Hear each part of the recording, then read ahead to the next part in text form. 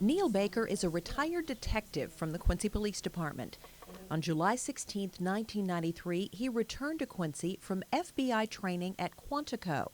That evening, he saw Jimmy Scott interviewed on television about the levee break that had just happened. He looked suspicious. He acted suspicious. He wasn't dirty like he should have been if he'd been working on the levee. He didn't have on a life vest. He didn't have a partner with him like you're supposed to have.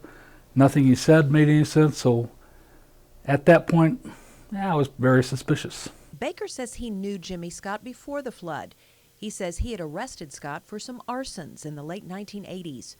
By the time Baker and his brother Bruce, also a detective at that time, talked to Scott on October 1st, they wanted to interview him about 5 crimes altogether, including the levee break.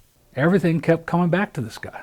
So by the time I sat down and talked with him, I had quite a bit of information, and I knew if he was telling me the truth or wasn't telling me the truth, and we just got through it to where he was able to admit he did it.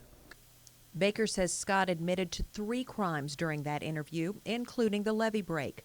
Baker also disputes Scott's current claims that he was trying to solve a problem by moving sandbags. Baker says back in 1993, Scott told him he took sandbags off of a depressed area in the levee. He said that he moved some sandbags and that caused the levee to break. Baker says he has no doubt about Scott's guilt, but has no axe to grind, then or now. I mean, I personally like the guy. If you've met him, he's a likable enough guy. But he does scare me.